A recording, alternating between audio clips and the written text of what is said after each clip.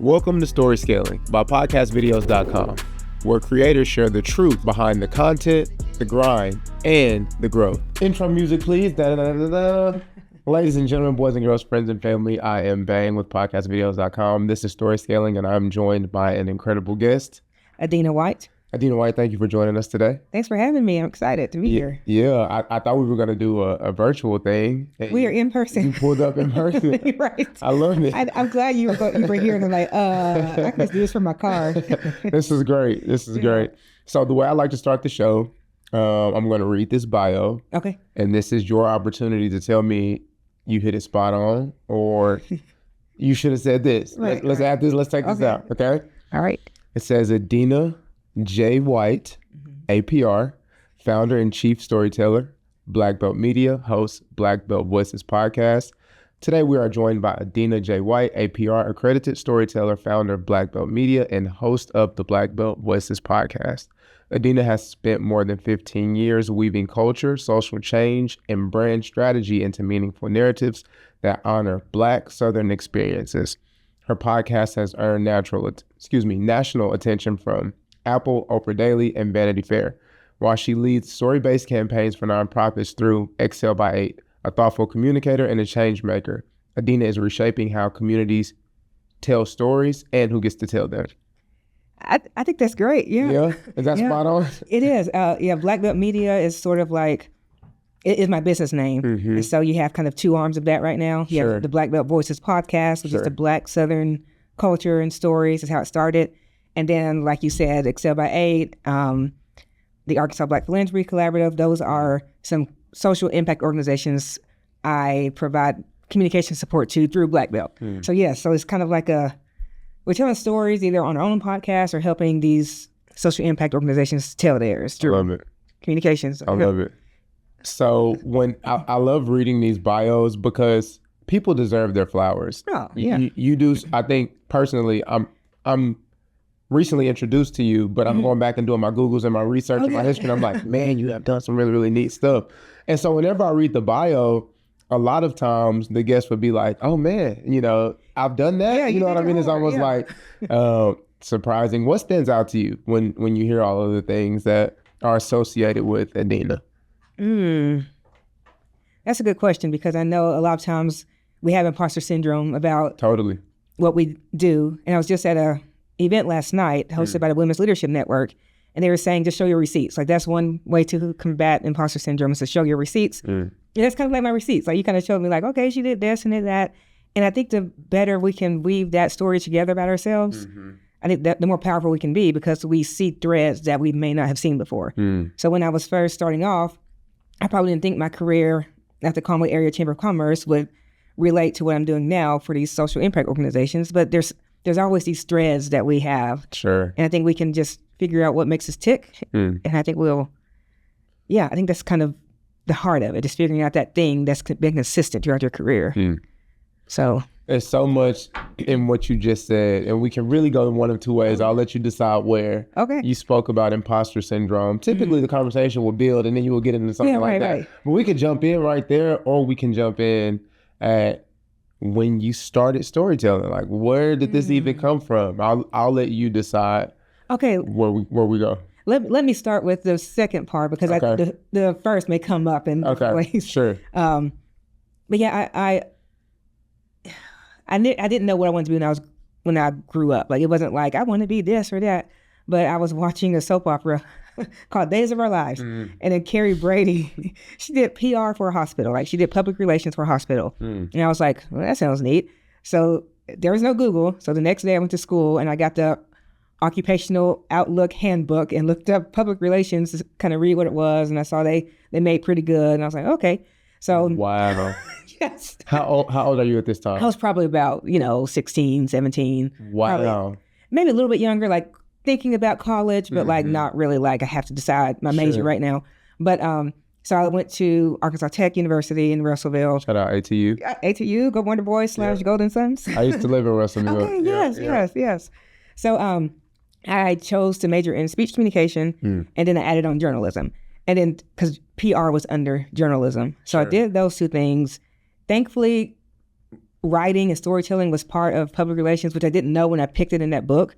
But yeah, anyway, that's how I got exposed to it, because I didn't have a lot of examples of that. Sure. So thankfully it worked out, because it was heavy in storytelling and writing, and I ended up really loving it. So that's how that career got started. But then after that, can we pause real quick? Yes. That's crazy. Not in a way that's, I say crazy for lack of better words. Right, no, you're good. It's dope. I too had no idea what I wanted to do when I was growing up. I started college undeclared major. Yeah. Literally never knew. Right. I used to look at the kids that's like, man, I want to be a fireman, man, I want to play basketball, and really envy them, because I'm like, I don't know what I want to do. And so you watch Days of Our Lives, saw somebody else's job title, and ran with it. Yeah, because like, Wow. I think they always say people be what they see. And so like, I think at one point, probably when I was younger, I was like, I can be a teacher, because I had teachers. Yeah, I had a really nice eye doctor. So probably around 7th grade, it's like, I'm gonna be an optometrist. And then I had braces at one point. It's like, oh, an orthodontist would be cool. I never really had like, what do I like to do and what kind of job can I have? But there's a lot of criticism now about the way we ask kids, what are you going to be when you grow up anyway? And like 18-year-olds are supposed to have it all figured out.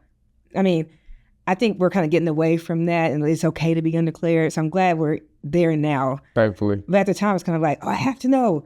And like, sometimes it just kind of unfolds in different ways. And thankfully, my major, I'm still working in the thing I got a degree in. But there's some people who enter PR or communications through different fields that aren't related to, like I studied journalism, so I will do X. So I think it's good to be flexible. Yeah. Keep going in the story. So you go to ATU, and then what happens from there? I'm interested to see where we go. Yes. Yeah, so I get that major. I get a internship at the Winthrop Rockefeller Institute on Petit Jean Mountain. So it was a pretty cool place. Like Governor Rockefeller, when he came to Arkansas, he wasn't governor then, but he just started a home on Petit Jean Mountain. He basically transformed the state. But that place kind of honors his legacy. It was a conference center. And when I joined, it had just gotten this new identity. Like it was something else, and it became the Institute. And I was kind of on the ground floor of like figuring out what it was going to be. It was a cool job. I was there 3 years, but as a new professional, I was kind of isolated. Sure. I had people I loved to work with, but that's how I really dove into the Public Relations Society of America, the Arkansas chapter in Little Rock. So they would let me work from home once a month, which was a big deal back then because there was no Zoom and stuff. So I would just work from home, go to the meeting in Little Rock. And then I met so many people locally who did PR. So I had those examples there. And I just kept with it. I realized I liked to write. I liked telling stories. But of course, it changed over the years. But I just kept sticking with that career path. And then I started working for the Conway Chamber of Commerce. I was there 11 years. And just I got to figure out that I liked talking about the place I lived. I mean, and it was a neat transition because I did communications there as well, a lot of writing for our publications. But the thread thing I was talking about earlier really came out because I didn't know that the Institute work and the chamber work were really connected outside of communication. But when I look back in my career, both were very grounded in place. So like the Institute, Petit Jean Mountain, I mean, it was about a place. It was about Governor Rockefeller choosing that place to start a farm, choosing Arkansas over New York City, and transforming the state. The chamber was about Conway as a place, how we can make it the best place for people who, live there, work there, visit there. And then my podcast became about place. It became about Black people in the South and just how we contributed to this place and how this place has shaped us. Sure. So I think the whole thread of it is kind of like, it's storytelling, but it's kind of like the power of place and how we shape the places we live, and then they shape us too. And I think I really get excited about talking about places. Yeah. Which is kind of like a different thread, but like, yeah, just very place-based work. And even nonprofits I work with now, Excel by 8, they're in early childhood development. The Black Philanthropy Collaborative is about philanthropy, but both are like very place-based. One's about serving Arkansas children from prenatal to age 8. The other is about changing the narrative around what it means to be a philanthropist. And we're focused on Arkansas. So I think it's just, that's just so important to me. And I wouldn't have known that until I started getting these different roles and figuring out what really made me come alive. Sure. Yeah. You spent, well, I'm gonna snap that up. That's very well said. Very well said. You spent a lot of time telling stories on behalf of commerce or whether that be the Rockefeller Foundation, and then you start telling your own stories. Where did you find your voice? Or maybe another way to say that is, at what point was there a turning point in you that's like, man, I have something that I want to say, I want to share? Oh, yeah, I think it was early 2017. And I know the exact moment. And actually, well, was it 2015? I think it was 2015 when 9 Black people were killed in a church in Charleston, South Carolina. And that was kind of when the Black Lives Matter movement was gaining steam. And I was paying attention to Black Lives Matter and Trayvon Martin. But I think it really started hitting home when you just saw that the things you thought went away back in the 60s hadn't. And then I think what disturbed me, of course, the loss of life, the racist-led killing of people, innocent people, was traumatic. Sure. But also the response to it, it became a conversation about the Confederate flag. And then there became these rallies where people were waving their flags and all this kind of thing. So it's just all of that was an outcome of Black people getting killed in the church. So I had a lot of anger. I wanted to leave the South. I wanted to get out of here. It was this is not for me. But, I was born and raised here. And my family's been in Central Arkansas for generations, long time. But I didn't leave. But I was trying to, but then in 2017, fast forward, in 2016, we had a presidential election led to, Donald Trump becoming president. And I noticed I wasn't liking the way people were talking about Black folks and then also the way they were talking about the South. So during the election season, whenever, race would come up, I think Donald Trump would pivot to talking about crime in Chicago and things like that. He wouldn't talk about race without talking about crime in Chicago. After he won, you had people on the left who would say things like, the South is horrible for electing Donald Trump. Let's just get rid of the South. Racist, backwards people live there. But Black Southerners, of course, did not vote overwhelmingly for Donald Trump. And when you look at a map, Pew Research Center has shown that the majority of Black Americans live in the South. So when you talk about the South, you're really talking about Black people too. Even if you're trying to be progressive and inclusive, you can't badmouth the South without badmouthing Black people. Right. Because we live here, we make it up. We're the overwhelming majority here. Yeah. And maybe that's a majority, but the majority of us live right here. So we have a few in the, we have so many percent in the West and Northeast and Midwest, but mostly here. So I want to tell more of our stories, more stories of Black Southerners, because I think part of it was kind of when I went to leave, feeling like there was nothing for me here, this place isn't a good place for, Black people to be. But then when you step back, when you think about the movements in this country that have kind of led to other movements, it started a lot with, Black folks resisting and doing things like that. So we've always been that, and sometimes we forget. We just look at the problems, but not all the ways Black people have kind of progressed this country forward, especially, in the South. So I want to tell more of our stories, people who are just show the diversity of Black people, show the diversity of the South, and also talk about, just inspire people to where there's folks here doing cool stuff. You may not hear about it in the news, but there's people here just building their communities, just doing neat things. So that's how Blackbelt Voices as a platform got started. And then I can pause here, but there was a turning point there about how we got from a blog to a podcast, but I can just pause if you need me to. No, I'm with it. Let's roll. This is good. This is good. I feel like I'm taking it in. Let's roll. I know, I'm just I can talk. This is good. Okay. Well, so that was 2017. Around 2018, I think I told one story of someone who inspired me. She was also affected by the election. She worked for a chamber in Williamson County, Tennessee. And we were both communications directors. And in the chamber world, you always benchmark different chambers. So they came to our chamber in Conway to learn more about what we do, and we just connected. So she and I had the same job. We connected on LinkedIn, stayed in touch. And after the election, she started this nonprofit called the Equity Alliance to help talk about voter disenfranchisement in Nashville, Tennessee. So I saw how she just pivoted her career and became outspoken. I was like, man, she's inspiring. So I talked to her for the blog because I'm a writer. I write. So we were on the phone, and she was like, maybe her kid's softball practice. And when she would talk, she would just had such an energy, and she got emotional at one point when she talked about her mom and what her mom has done for her. And she was crying on the call. And like, I was very moved. And I also thought this will be some great audio, but I don't talk on camera. I don't do podcasts. So we're just going to let that slide. And so that's the first time it kind of comes in the back of your mind. You're thinking like, podcast? No. Right. So it started with a story. Like, it started with me wanting to tell stories. And then it was like, what's the best medium for that? Is this just lengthy blog post that no one's going to read? Or should I do something else? So then the Blackbelt Voices idea, I presented to a few different people in the area, kind of get their buy-in, get their opinions. And one woman in particular, Kara Wilkins, she was excited about it. She would follow up with me about it when I would see her. And I'm like, I haven't started on it. And then one day we were just having coffee, just casual talk. And she was just talking about like, Jay-Z and Beyonce and their cultural relevance. She's just funny. She's a funny person. She has a bright personality. And then I was like, hey, Kara, if Blackbelt Voices, that thing, if that was going to be a podcast, would you co-host with me?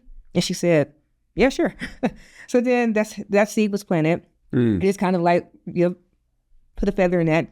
And then my sister is a former TV producer. Okay. Her husband, he was a teacher at the time, but he's a musician. Shout out to bro and sis. Oh, yeah, bro and sis. Yeah, we'll shout them out. Shout them out. Yeah. Yes. So Katrina Dupins is her name. My sister, her husband's Prentice Dupins Jr. So she knew about the idea, of course, and we were talking on the phone about our hopes and dreams. And she had just shifted from broadcast journalism to PR. So she loved her job, but she was like, I miss producing shows. I miss creating something. I was like, oh, yeah. Blackbelt, right? There's going to be a podcast now, and Kara Wilkins is going to co-host. Do you want to help produce it for us? And she was like, yeah.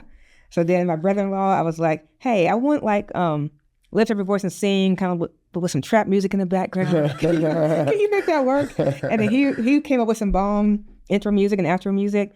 And then in 2019, in September, we launched our first episode. Wow. And so it really, I think with podcasting these days, it's kind of like people want a podcast.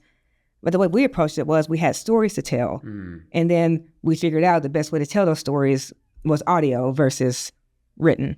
Or not just verses, but like you need all things together. So that's how we got started as a podcast. So it was kind of like a long way to say like, yeah, the story was the heart of the whole time. Like we had a reason for wanting to tell these stories. And then we just thought about what medium would be best. And it took, that was from 2017 to 2019. That's a long time. But I don't move very fast sometimes. But it was still, I don't know. I like thinking of the story in that way because we didn't set out to just have a platform or just to have our voices out there or to have a show. It's kind of like, no, we have something to say. And we need the best way to say it, so. I think, first of all, snaps again. That's really well said. And when I hear you speak, there's a richness behind the things that you say. Okay. And me, I'm a musician. So, and that's a long story. My journey, I think, is a little similar. Okay, we got to hear this one day. Well, yeah, we'll break. No, this is for the next pod. This is what's about you. Okay, we'll dive into it. But fell in love with writing initially, and then from writing stories and narrative, it bled into poetry, which bled into songwriting. It's all the same. But when I hear you speak, there's an emphasis on the story. And whether that's a blog post, whether that is a podcast, the focus is the story. Yeah. What makes story so important? So story that's how we see the world. And it's the oldest form of communication. And it's always been how we see the world. And there's a theory, going back to the communications major, excuse me, called the coordinated management of meaning. So what it says... The coordinated management of meaning. Yes, CMM theory. Okay. So it basically says that our social worlds are shaped through communication. And that communication is through stories lived and stories told. So my lived experience, I mean, that's a story, but how I tell that story also informs how others see me and same with them. So it's like everything's about stories lived and stories told. And it's like those stories together all shape a narrative. Wow. And so I think they're just so important. And storytelling is kind of like, I don't want to call it a buzzword because it's not going away. But the stories are, I think Brene Brown says, they're just what it means to be human. Shout out to Brene Brown. Shout out to Brene Brown. Yeah. She's just, yeah. Is that We Can Do Hard Things? That's actually Glennon Doyle. Okay. I like her too. Brene is, what's her? Brene Brown she's a social worker. She has a doctorate in social work, and she's what's her books? Daring Greatly. That's it. She has 2 podcasts, Dare to Lead and then Unlocking Us. That's it. Yes. That's it. Shout out to Brene Brown. I love Brene Brown. Both of them. Shout out to that. Shout out to both of them. Okay, keep going. Yes. So Brene Brown calls herself a researcher, storyteller. I think those 2, researcher and storyteller. So that's what makes us human, our stories. And so I think we all have stories to share, and that's how we learn about ourselves, about each other. And so, they're incredibly important, but they have to be handled with care too. Sure. The way we tell someone else's story has to be handled with care because that's their story. And then even the storytellers, like part of the reason we wanted to do Blackbelt Voices was because there's another quote I love by Lane Welteroth. Is like, if you want to change the story, you have to change the storytellers. So sometimes we need to have different storytellers talking about things that they relate to better than anyone else. Even if, and it just matters kind of who's telling it as much as it does like what the story is. Sure. So. This is snap. Do you consider yourself more introverted or extroverted on that spectrum? And that's a pre-question to another question. Yes, and I love that you called it a spectrum. Yeah. Because I 100% introvert is what I would say, what I used to say. But now that I have my own business and work remotely, I realize that I'm not an introvert, but I think I do need some people connection sometimes. So when I think about introversion and extroversion, it's like where your energy comes from. My energy does come from being alone, but it also comes from like deep conversations with other people. Sure. This is energizing. Right. Me going to a room full of people and, making small talk and, that drains me. Sure. But I do need that sometimes. But deep conversations, I really love that stuff. Yeah. So I'm like you in that regard. I'm very charismatic, very big personality, and I'm outgoing. And so and I'm a performer. So people see me and assume I'm extroverted, but I'm actually introverted. I get my energy from either being alone in small settings or intentional conversations. Right. Yes. So the exact same thing. Yes. I can see that in you. And so it makes me wonder, how do you still show up in a space where you're putting yourself out there and you're, it was just story. So it was just words. So maybe at some point when you were just doing your blog post, it might have been a little bit easier to fade into the shadows, but now you got your voice out there, your picture out there, and this will be video, not to, put a little song in there, but this is going to be a video. And so how do you show up? I guess maybe talk about that tension of being introverted, but also still showing up. Yeah. I think part of the reason I reached out to Kara was because of that introversion, was because I felt like my personality alone wasn't enough to carry the show I wanted to do. I feel like I needed someone else who was more outgoing to help me. And I love having her as a co-host and, but if I look back, part of it was because of my own fear of having me being the only voice. And our show also was scripted. I don't want to say scripted, but we had a script and it was very structured. Sure. So I think that made me more comfortable because I wouldn't have to worry about fumbling too much so I think that's how I reconcile with having audio versus written word only. But when we first got started, it was about 2020. So after we got started, after George Floyd's murder, when people cared about diversity, equity, and inclusion, and woke wasn't a dirty word, there was a podcasting studio. I forgot where it was, but they were inviting Black-led podcast to get some free consulting. And so I signed up for one. And then one thing he said was, I listened to a few episodes, great stuff, but y'all need to talk about yourselves more. And I'm like, no, the whole point was to tell these other people's stories on our platform. I don't want to talk about myself. So it was hard. It was hard to hear. Actually, it was refreshing to hear because when people say, I want to hear from you, that's a compliment. Sure. But it was scary because I'm the storyteller. No one needs to know about me.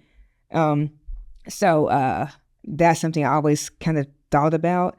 And it does become important because the podcast led to speaking opportunities. People wanted to know, how did y'all do it? How did y'all get Oprah's attention? And so I did a lot of talks on storytelling, and it's just always hard to be vulnerable and tell your own, but it's necessary because people want to know about the messenger too, not just what you're talking about. All right, we're going deep, okay? Yeah, let's do it.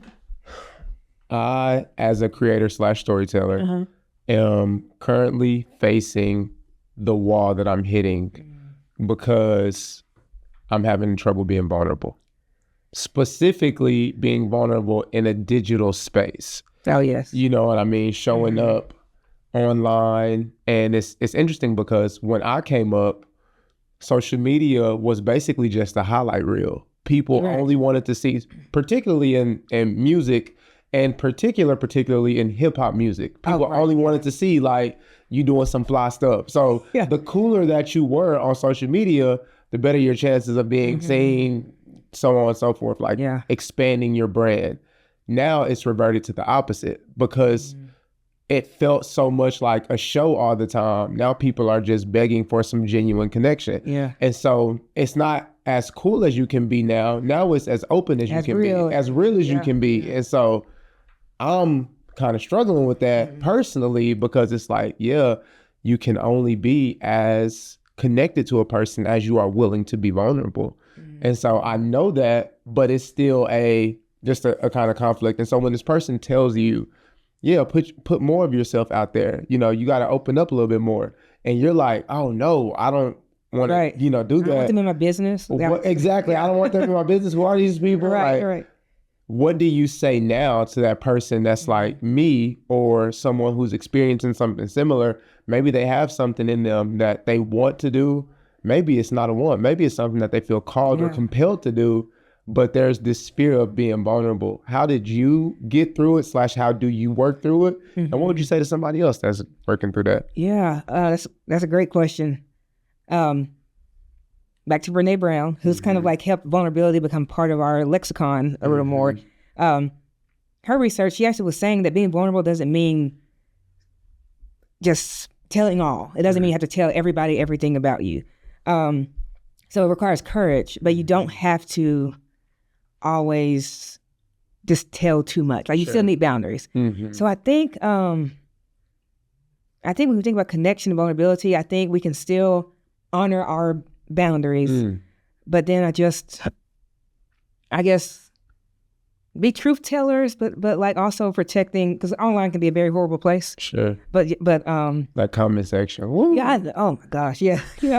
So I think you can be vulnerable by maybe talking about the truth behind something or kind of opening up to maybe a process. But I guess we don't have to like get online and cry or, do the things that people think you need to do to kind of show humanity. I need to find what she really said about that. But basically you don't have to tell everything. I think that's good sound advice though, because it's an element of being honest. Yeah. I got a friend of mine, if you ask them how they're doing, they will look you in the face and say, oh, terrible. Right. You know what I mean? They'll be like, oh, this is one of the worst days I've had in years.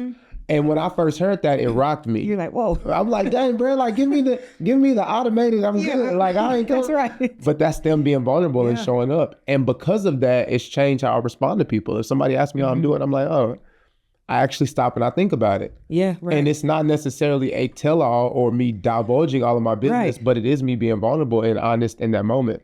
And it comes back to just telling the truth. I don't have to say everything, but, so I think that's good. Yeah, it's showing your humanity. Like, we're not robots. Like we have good days and bad days. And it's like, yeah. So I think that does matter. I need to learn from your friend. Like, yeah, no, exactly. Shout out to Ren. She's a great one. So in the theme of story, tell me about a story either early on in your journey or recently that's impacted you in a way that you didn't anticipate. Yeah. I think I talked about the Charleston incident, but there's a story around that same time, like, even though I am a Black woman, I didn't really know a lot about race and racism beyond individual acts of racism.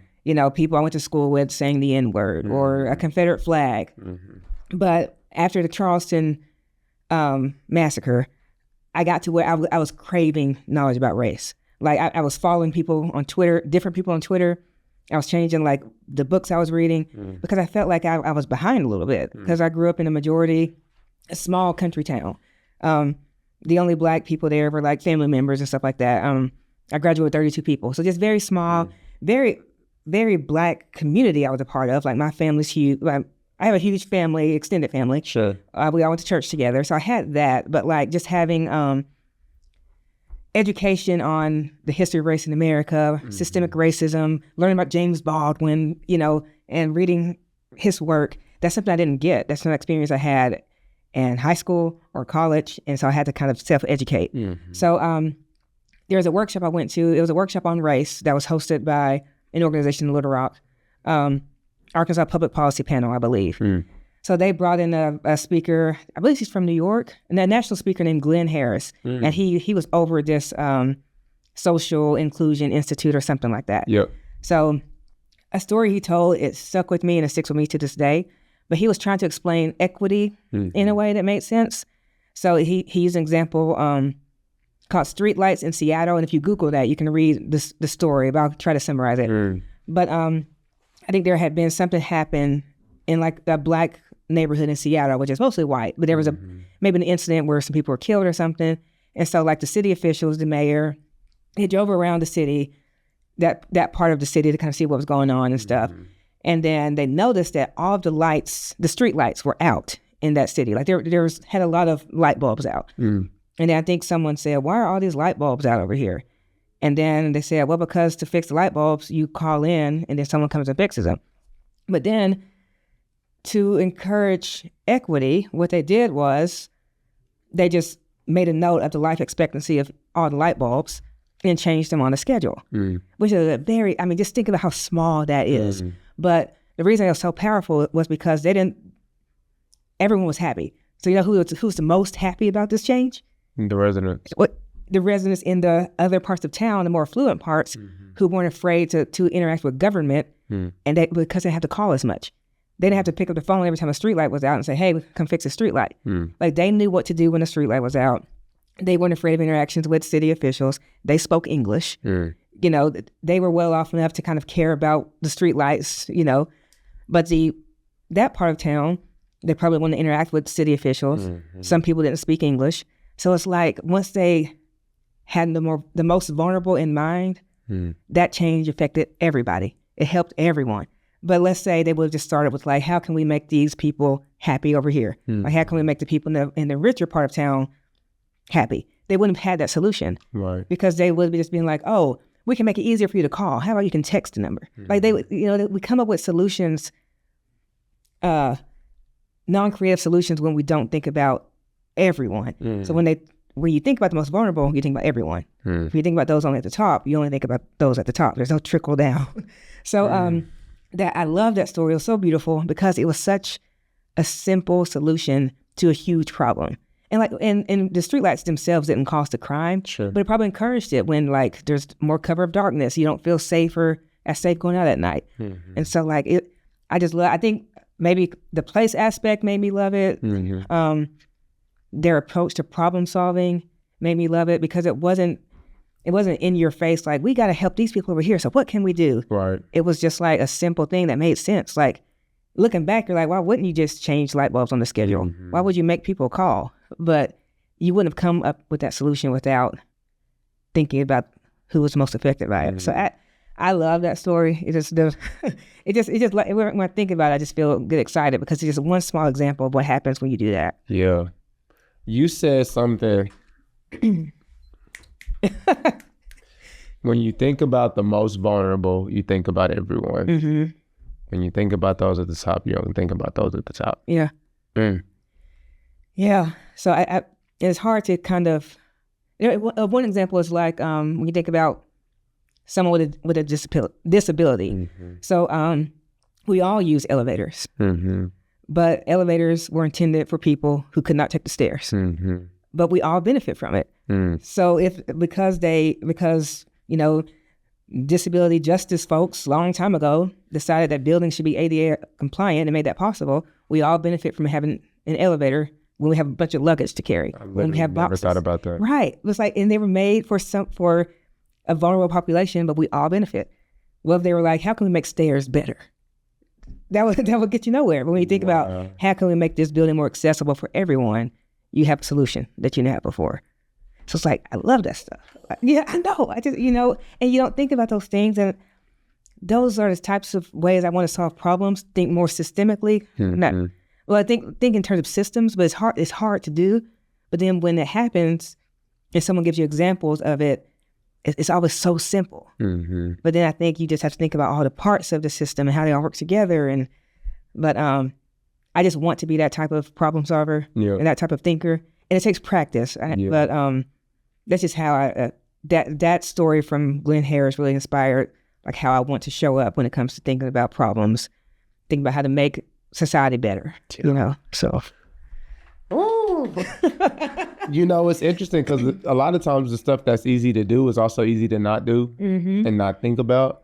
But I love how you simplify the importance of not only problem solving, but how are we even thinking about what is a problem versus what isn't a problem? Oh, right, yeah. And so, that's so true. Very well said. Because like someone could be like, yeah, the fact that they saw that those streetlights being out were a problem, and who knows, it could have been like, it was a problem because it wasn't aesthetically pleasing. But, they may not have been thinking about safety. Absolutely. But so, yeah.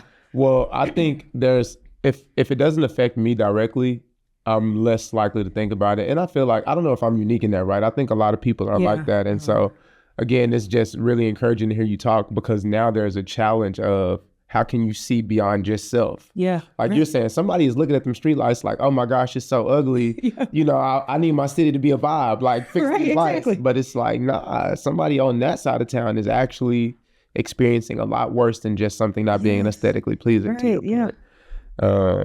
Dang, I got to sit with that for a second. Yeah. Just let that sizzle in my spirit for a second. Yes. Who is on your storytelling Mount Rushmore? It doesn't necessarily have to be 4 people, but when you think about great, and Glenn is a great example, but when you think about whether that be through music, through books, through fashion, like every time you see this person or hear something from this person, you're like, they have a incredible story that they're telling. First person comes to mind is Brian Stevenson. He's based in Montgomery, Alabama. Love? Yes. What's the Equal Justice Institute or Initiative, EJI. Okay. But he has a book, or probably got several books. I want to say Love Justice. Yes. Is that it? Dang. It's something like that. There's a movie that they did about him too. Okay. But keep going. Yeah. I'm talking about the same person. Okay. Based in Montgomery. So I was at a conference earlier this year, and in April he spoke. He spoke for an hour, but it didn't feel like that long at all. He had no notes, but he spoke from his heart about his experience, like helping incarcerated people and things like that, and just like his personal story and the way he told that story and the way he wove things together. Like you just sit there and just kind of like cry about just the way his stage presence, but also the material, and he just had all the elements of a powerful storyteller. Like he had the lived experience, he had the stage presence, he had the systems type lens that he viewed the world with. Like it was just beautiful. So he was like, he's amazing, and I love what he's built in Montgomery, the Legacy Museum about about lynching in America. So he put that museum in Montgomery. So I think he's powerful person. Someone else I love to learn from is Tressie McMillan Cottom. She's on Instagram. She's a sociologist, social scientist, but she's a professor. She's based in North Carolina, but she's always thinking, like the way she thinks is just lovely. She has a book called Heavy, which I've read, but just yes, unfamiliar. Yes, yeah. So like I love the way she tells stories and brings things together as well. So anyway, just big thinkers. I just love Brene Brown is another one who's like, of course, she has the researcher thinker part too, and also the storytelling piece is there. Yeah. So yeah, I guess if I had to name 3, and I guess the 4th would be probably a James Baldwin, for the historical aspect, and so yeah, those are I got 4 out. That's a good list too. That's a strong list. Yeah. There is a through line, how you were talking about earlier, of just like a thread that ties everything together. There's a through line when it comes to your work and the work of the people that you admire, and it's just thought. Oh, putting a certain level of thought into what you do. I love snap for you. Yeah, okay. Yes, I'll take my snap. I'll take some snap. But that's what I'm hearing when I hear you speak about, like I said, whether that's your work or the work that sticks with you or you admire. And I think it's interesting now. Substance and thought feel very, very lacking in our current climate. I despise taking a stance that feels like I'm kind of waving a finger, like, you know what I mean? Right. But if we were being honest, in a world of content, for the sake of content, instead of just, for the sake of you wanting to tell a story or sharing a perspective or doing something thoughtful, it feels like when you hear someone who has an emphasis on thought behind something, you appreciate it so much more. And so what makes that so important? Like, why not just write as many blogs as you can and let AI churn them out and touch on anything you can just for the sake of touching on something? Like, what makes the thought behind something so crucial for you? And I think it goes back to that quality over quantity for sure, but also goes back to that human part of it. Like, thought is what makes us uniquely human. Like, I have a mini poodle. He doesn't think too much. He's very automatic with what he does. He's very consistent, but like, he's just like very, automatic. But like, I think that's what's going to separate us from AI is our ability to think. And I think if we don't exercise that muscle, it's going to go away. And I'm someone who uses ChatGPT and things like that. But like, after a while, you start to notice, like, I have a question and I want to run to ChatGPT for the answer. And you start to realize you're losing some of that muscle. Like, it's kind of like working out. If you don't exercise it, you lose it. So I think, scary. It's so scary. It's scary. Yeah. And so like, we don't have to use it. We should reserve our brains for the big stuff. We don't have to use it to come up with, an email subject line. Sure. We don't have to use our brains for that stuff. Right. We can use AI for what it's meant to be used for, but like, just the thinking part of it is that's about being human. I think that's why it matters, because that's unique to us. No, a machine can't replicate that, and like animals can't do it the way we can. So I think that's why it's so important and why it stands out. How do you? Very well said. I want to stay in this vein a little bit. Yeah. How do you become a better thinker? And the way I see this is, for me, I have 2 numbers I can remember right now off the top of my head. 2 cell phone numbers. Right. You know what I mean? Whereas 10 years ago, you had to remember 20, and that's a small example of even how we've stopped using our brain. Or if I need to run somewhere, even if I know where I'm going, I'm 9 times out of 10 gonna put it in maps. And instead of saying like, I have to remember, like, no, you go hop on this highway, take a right here. And so I was watching a video from Neil deGrasse Tyson. And I don't follow much of his work or anything like that, but I just saw this particular video and he said something profound. He said that the challenge is knowing enough about something to think you're right, but not enough about something to know you're wrong. Oh, yeah. And I'm just like, what does that even mean? And I sat with that for a second, but it was important because it made me think. Yeah, right. And at that moment, I was like, man, how many times during the day do I have these moments where I'm actually puzzled or I'm actually perplexed or I'm sitting with something? Right. Not many. You run to Google. I'm running to Google or I'm running to ChatGPT. And so how do you become a better thinker? I think it starts with being a better listener. And I think also kind of like, if we think about what we consume when it comes to information, the same way we think about what we consume when it comes to food, I think we have to think about our digital diets a little bit better.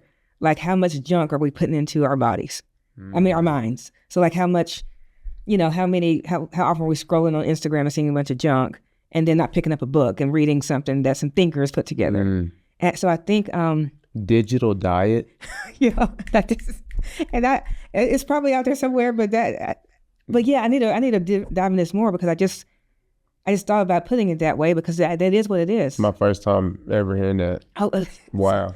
So like, I think to improve that digital diet, I think you read books, you talk to people, have conversations with people who think differently than you to help you see some holes that you may have, some blind spots. So I think that it'll come from conversations, reading, and just consuming different types of media that isn't just instant gratification, like just low hanging fruit. Right. But that stuff is very. Our brains are wired to kind of be attached to those things. So it's hard. It's hard to pick up a book when you have 10 things to do. But like just listening to an audiobook. Right. Every once in a while. But then of course that stuff matters too. Like I guess just find something you're interested in and like going deep there. But kind of like what Dr. Tyson was saying, the Degrassi taxon.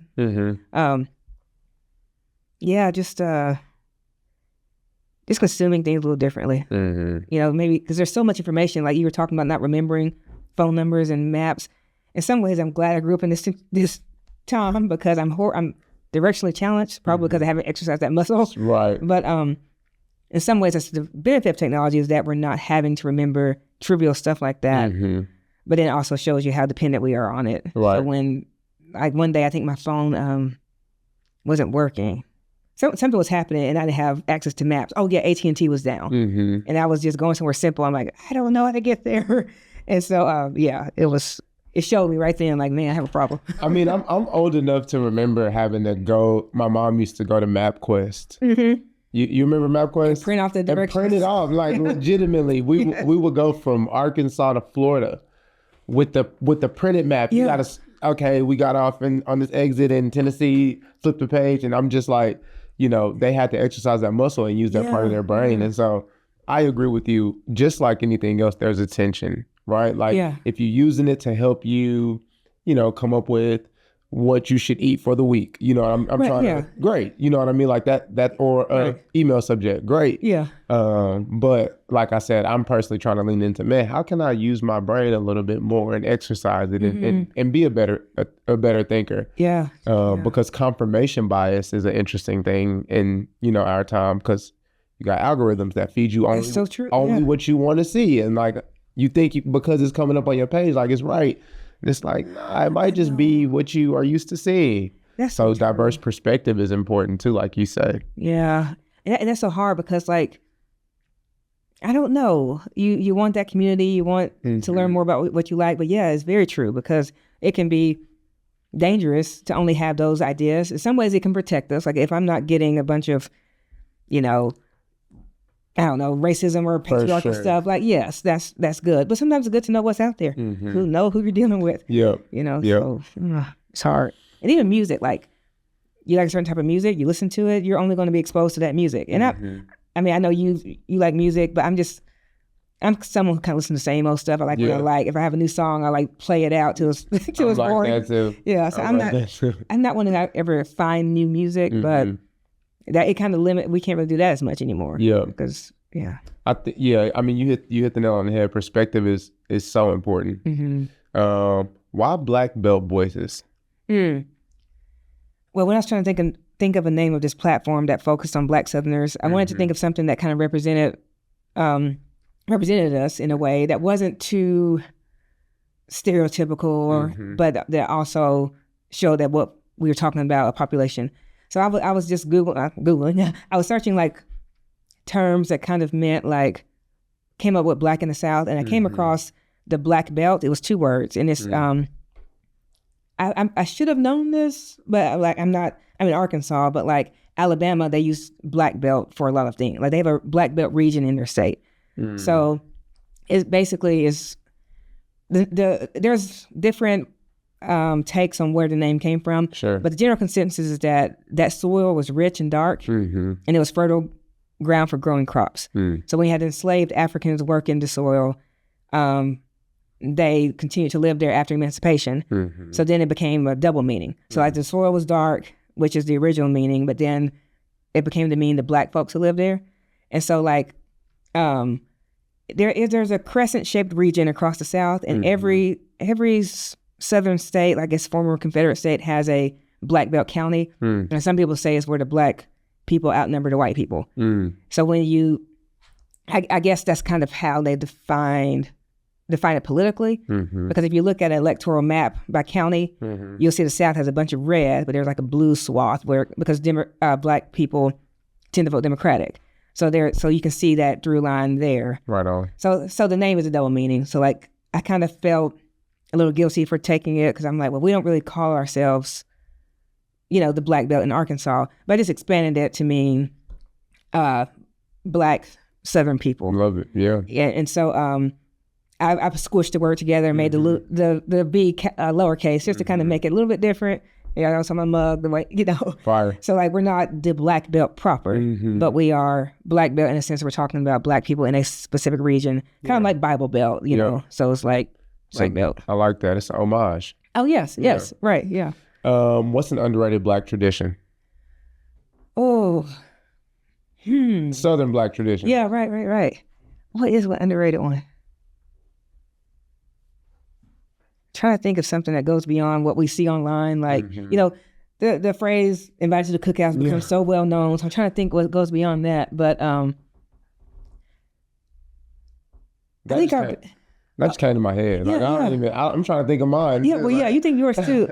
I think even though not everyone is religious or something, I think the Black church is so central to the way we see ourselves as Black Southerners. So the way Black folks, the way we just can take a song and make it gospel, it's just, to me, it's just the funniest thing. So like there's videos of people doing that online, but I mean all my life we'll be sitting around and then we'll start singing gospel songs, and my aunts and stuff one time were making Old MacDonald a gospel song, and then it sounded good. Like we were like that type of vibe and stuff. So I feel like just the Black church and those Black church traditions are just so, we just connect over that. And I remember when Twitter was new and popping a little bit, more before it became X. Right. And when you see like when the Black Twitter jokes were just kind of coming on the scene, but you felt so connected because you did. We all grew up saying like, do you got McDonald's money?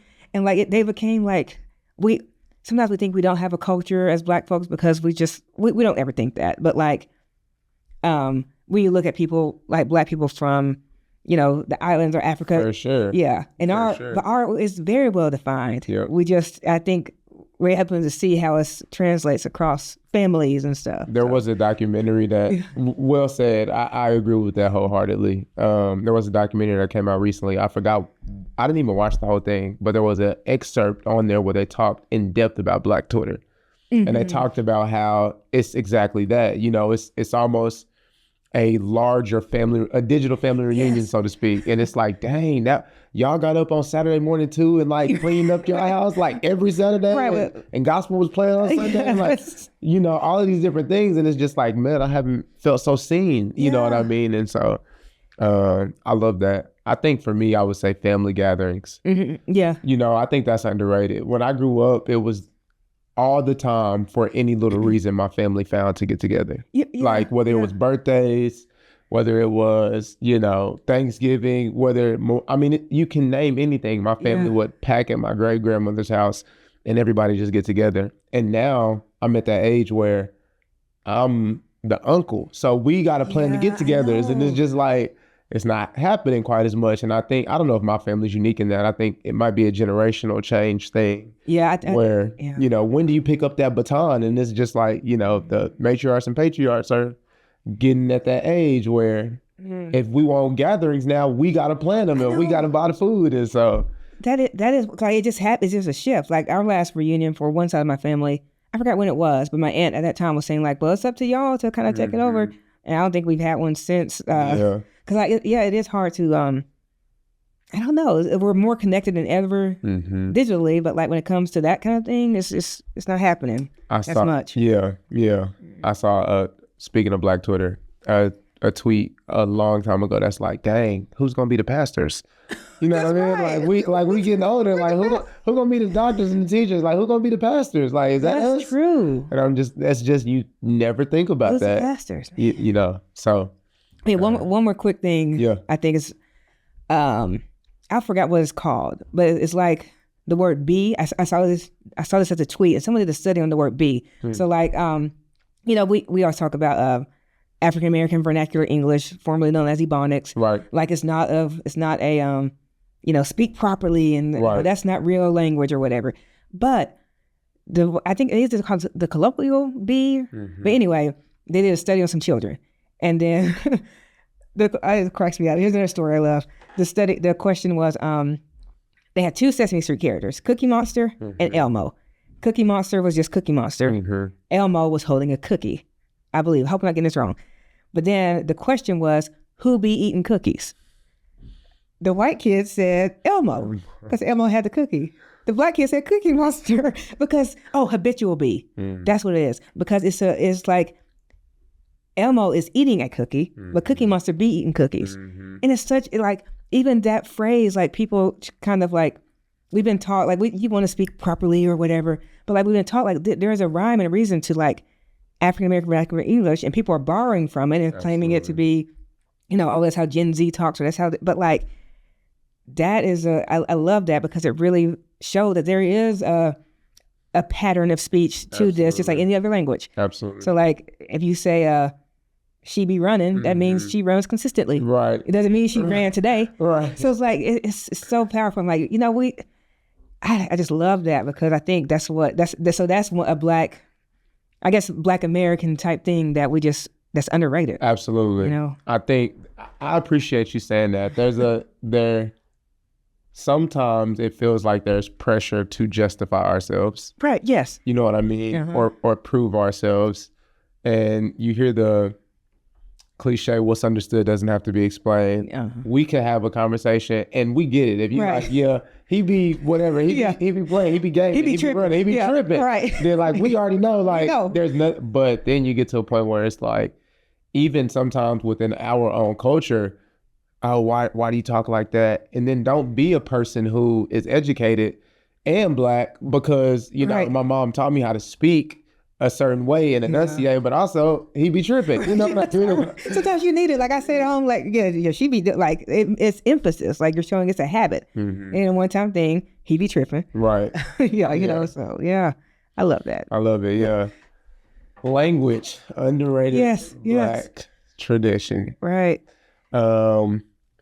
If someone's getting started today, they want to, like I said, they want to tell stories, and they want to jump into whatever medium they decide, whether that's social media, podcasts, blogging. Give me your 5 storyteller commandments. Oh, okay. And this can be you must do this, you must not do this. And 5 is a bit ambitious, so if you got it, great. If not, then it could be whatever. Okay. I just say 5 because I'm like, that's the Southern Church in me. That's the that's Baptist 3, the Baptist 5. 3 points, right? Boom, boom, boom. Okay, 5. Not 5. Emphasis on the commandments. I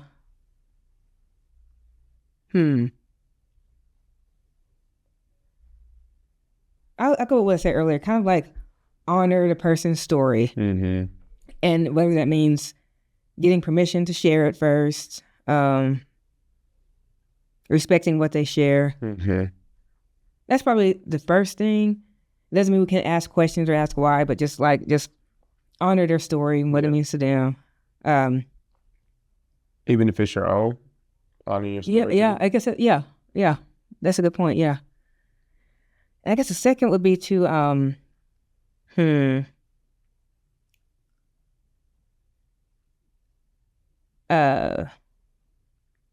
I think we can think about stories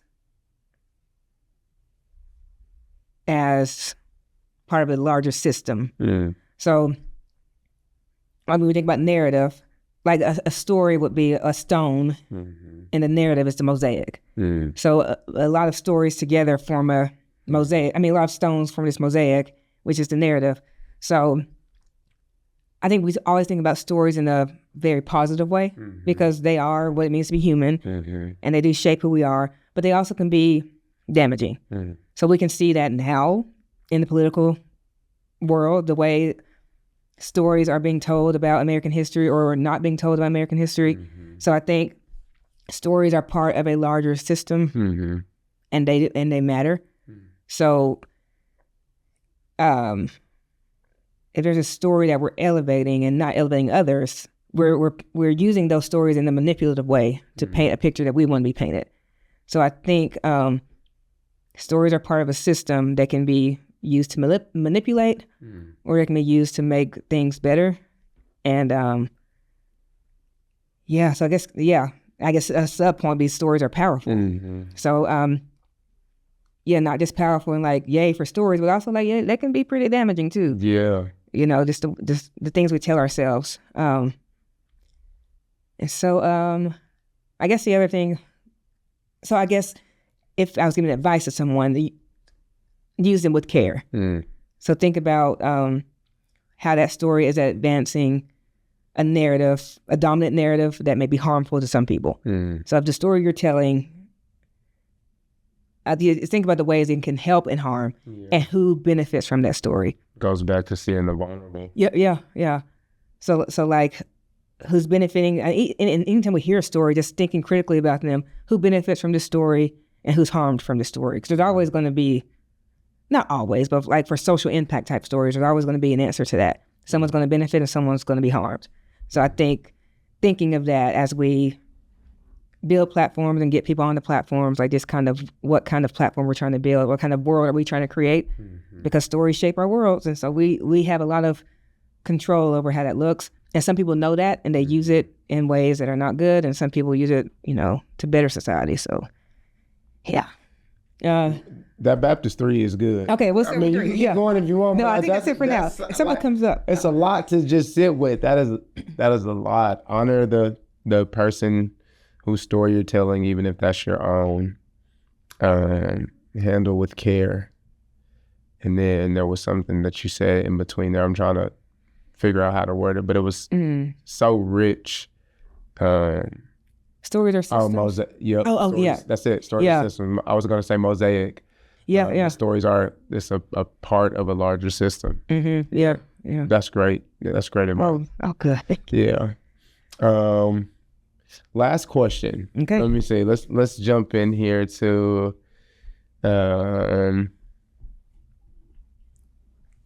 this says, so not last question, 2 questions. Oh, that's fine.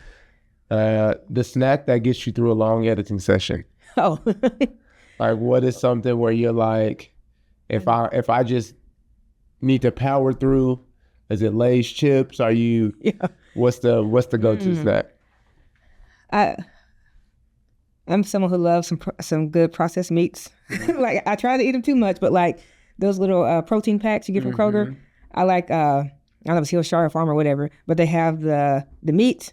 They have some little crackers, some little cheese. Fire. Maybe if you have some chocolate covered almonds, you're good. Yeah. So one of those snack packs for like, it's gonna get through afternoon. I like those. Fire. Yeah. So that's probably my favorite snack because they're not like super healthy like vegetables and stuff, but like it gives you some protein. Totally. Instead of just some some carbs and stuff. Shout out to Kroger. We don't have that around here. There's no I didn't realize there's no Kroger in Northwest. Northwest Arkansas. No. Well, that makes sense, but I never thought about that. No Kroger. Okay, Kroger. Right. I mean, I forget where I was. I mean, Walmart. When I get there from Walmart. Hey, shout out to Walmart. Shout out to Walmart. We in Northwest Arkansas. Yes. Shout out to Kroger and Walmart. Both can exist. Both of them, yes. If your voice had a superpower, what would it be? Oh, this is a good question. Okay, this comes up with a story. Okay. I think it would be... I'll tell the story and then people can infer what they want as the superpower. But I was in high school. I was always a shy kid, like not just introverted, but kind of shy. Didn't really talk a whole lot. Probably around 7th or 8th grade, I started kind of talking a little more. And by senior high, like 10th, 11th, 12th grade, I was kind of, I was kind of finding myself a little bit. Sure. So I was in class, in the computer class one day, talking to someone else. And then the teacher said, Adena, your voice carries. That like just kind of floored me because the fact that she didn't just say, hey, Adena, quiet down, you're being too loud. She said, your voice carries. It made me very, what's the word? Self-conscious because I knew that I had a, Black Southern sounding voice. So when she said carries, it made it sound like, okay, my voice stands out more than this person's because of how it sounds. And it just made me want to clam up. It didn't affect me forever, but it just stood out with her phrasing of that. And then that was a story I always tell jokingly to people, like, what, about her saying my voice carries. And my sister heard this story for years. And after the podcast got started, and she said, hey, Adena, that's the name of your book, Your Voice Carries. Wow. Because it can have a double meaning. Absolutely. It can be the volume and the way it sounds, and it can also mean that, it can get attention. Mm-hmm. So I guess a superpower for me would be, even though I talk more than I did, I still don't like to say a lot. I like to think before I speak. I don't just talk just to talk. And so when I do speak, I want it to be something that doesn't be profound, but something that's thoughtful, that's not just adding to the noise, that people want to listen to. And so I think that would be the superpower I would want, is to just have a voice that, I guess, that goes beyond the surface, that has a little substance behind it, and not just hearing myself talk, because that's something I've never been a big talker, and I don't want to make sure that I continue to say what needs to be said, but also listening more than I talk. Yeah. So from this conversation, you do have that superpower. Oh, I appreciate it. This has been so fun. I appreciate you sitting down and joining us. Anything else you want to add that we need to be paying attention to? How can we keep up with you? Yeah. What can we do to support you on your storytelling journey? Gotcha. Yeah. Blackbelt Voices, and thank you for your questions, your thoughtful questions. I enjoyed talking to you too. We could go for another hour. We actually easily. We really could, yes. And I'll say this. I'm impressed because you weren't prepped for this. And a lot of the questions I sent you, I think 3 questions. Yeah. And I don't know how many of those we touched on, but being intentional and thoughtful in your responses in real time is just really refreshing. And I appreciate you showing up. Thank you so much. I guess the last thing, I wouldn't be a good podcaster if I didn't say the podcast is called Blackbelt Voices. Okay. You can find it anywhere.